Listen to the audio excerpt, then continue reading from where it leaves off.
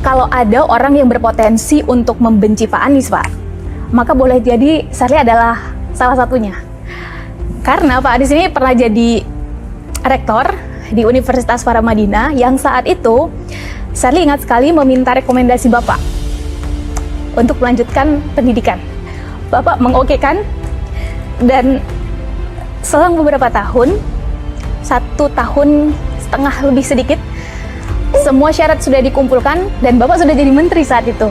Ketika semua syarat sudah cukup, saya minta ke Bapak dan Bapak menolak itu, Pak. Alasannya adalah khawatir itu akan jadi tindakan yang tidak integritas terhadap posisi Bapak. Awalnya saya sangat kecewa.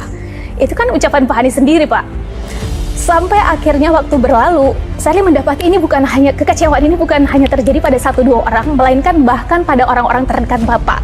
Karena Bapak sulit sekali diajak cawe-cawe, Bapak sulit sekali diajak bagi-bagi kekuasaan, dan akhirnya saya sampai pada titik ternyata politik itu bisa bermoral ya. Dan pertanyaan saya adalah, ketika justru orang terdekat kita itu punya potensi untuk menjadi pembenci kita, bagaimana sosok Pak Anies Baswedan ini memaintain kesalahpahaman, kebencian, atau hal-hal yang berpotensi justru untuk menusuk Bapak dari belakang. Karena boleh jadi ke depan setelah proses ini akan ada amanah baru, akan ada tanggung jawab baru, atau kegiatan-kegiatan sosial baru yang justru jauh lebih besar untuk Bapak. Bagaimana Bapak memaintain itu? Tepuk tangan dulu buat Sherly. Jadi ketika kita memegang kewenangan, maka kita harus memastikan bahwa kewenangan ini digunakan dengan benar. Ketika saya menuliskan sebuah statement rekomendasi, saya belum punya jabatan, itu adalah saya sebagai pribadi. Ketika saya memegang jabatan, maka yang menulis itu adalah jabatannya. Dan itulah yang kemudian saya jaga, supaya proses integritas itu muncul. Tapi memang ketika keputusan-keputusan itu dibuat, sering membuat orang merasa, lah buat apa punya kekuasaan kalau nggak dirasakan manfaat oleh lingkar-lingkar terdekat. Saya bilang kewenangan itu harus dirasakan oleh semua dan harus ada usaha menjaganya. Memang itu kemudian sering menimbulkan perasaan tidak nyaman, sering menimbulkan perasaan karena kebiasaan kita kalau sudah dapat kewenangan, ya kewenangan itu dipakai dengan bukan sewenang-wenang, tapi ya dengan bebas gitu. Nah, saya percaya Sherly, apabila ini dikerjakan dengan konsisten, maka mereka-mereka yang merasakan mungkin ketidakpuasan, mudah-mudahan Tuhan berikan hati yang lembut untuk bisa memahami.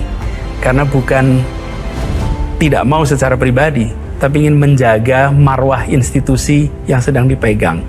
Saya ingin sampaikan terima kasih, apresiasi, karena seperti Sherly ini Sherly ini adalah seorang anak dari Aceh yang mendapatkan beasiswa di Paramadina untuk kuliah selama 4 tahun dengan full scholarship dan highly selected. Jadi sedikit sekali yang bisa dapat beasiswa ini sampai tuntas, dan selesai itu dia menjadi anak muda yang berpengaruh di generasinya.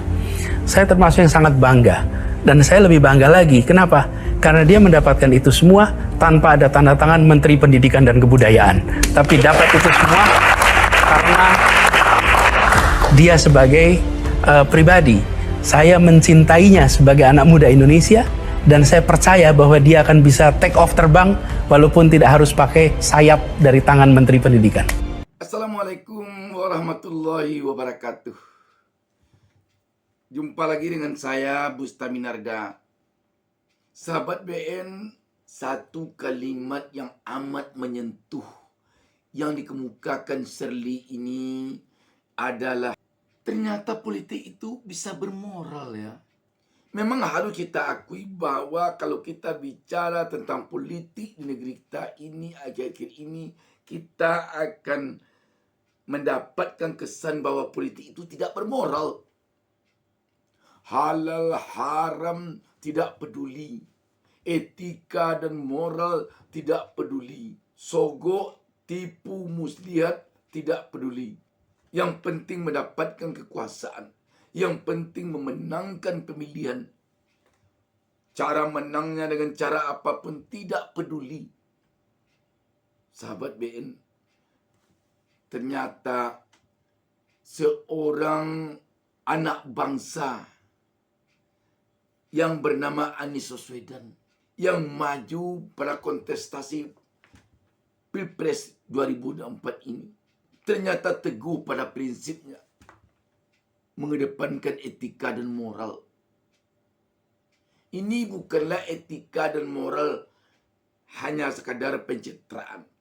Ini telah terbukti dari apa yang disampaikan oleh anak muda Shirley ini untuk memberikan rekomendasi kepada seorang mahasiswa yang ketika itu dia menjadi rektor. Ketika dia telah menjadi menteri, dia tak mau mempergunakan tanda tangannya yang sekarang ini tidak lagi tanda tangan seorang rektor, tetapi tanda tangan seorang menteri. Dia tidak mau berikan itu karena dia khawatir tanda tangan seorang menteri untuk sebuah rekomendasi ini tidak lagi sesuai dengan etika dan moral dan sudah membuat kedudukannya, posisinya sebagai pejabat negara akan terimbas oleh sebuah rekomendasi ini. Masih banyakkah pemimpin selain Anies yang seperti ini sekarang ini di negeri ini, yang teguh prinsipnya? Sulit mencarinya agaknya.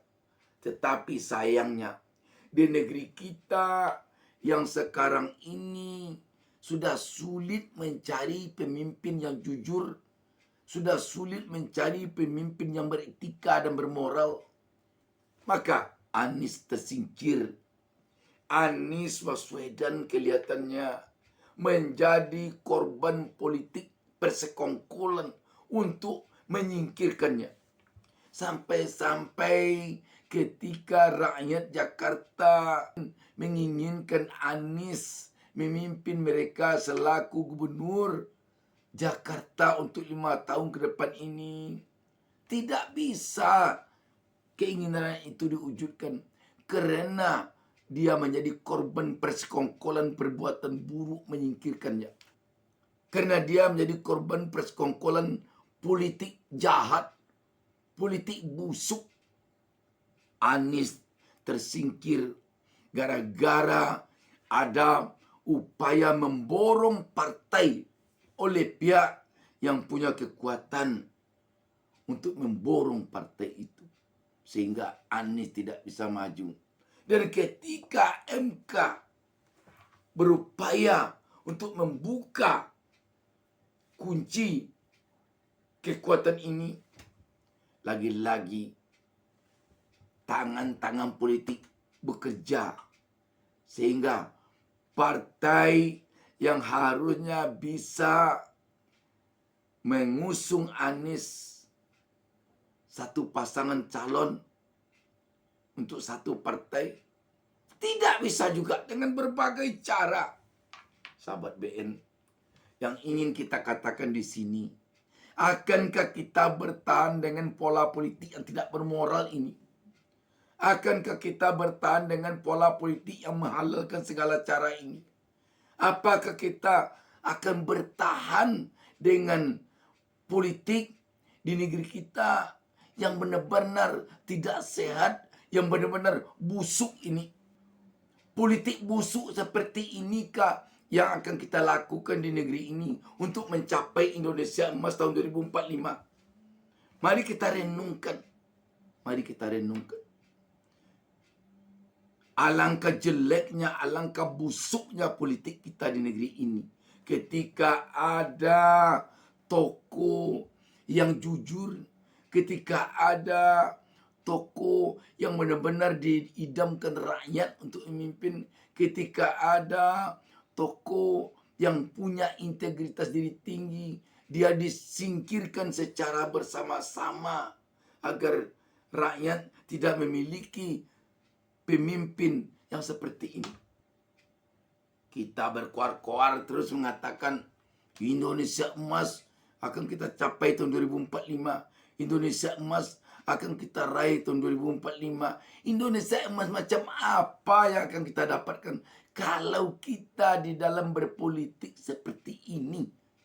Ketika ada seorang Anies Baswedan yang berupaya untuk tidak bagi-bagi kekuasaan secara tidak baik, untuk tidak memberikan fasilitas kepada orang-orang terdekatnya, kepada anak-anak dan menantunya, dia disingkirkan. Apakah dengan cara nepotisme?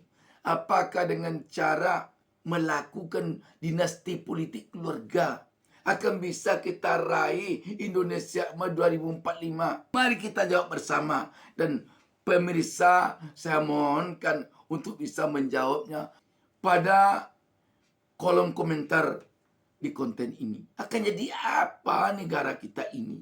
Akan jadi apa bangsa kita ini kalau orang baik disingkirkan untuk memuluskan jalan orang-orang yang dalam kepalanya hanya merebut kekuasaan dengan menghalalkan segala cara. Tidak akan mungkin Indonesia emas kita raih kalau perpolitikan kita seperti sekarang ini, menyingkirkan orang baik yang diinginkan oleh rakyat demi untuk memenuhi nafsu birahi kekuasaannya. Demikian sahabat BN. Wassalamualaikum warahmatullahi wabarakatuh. Jangan lupa subscribe. Jangan lupa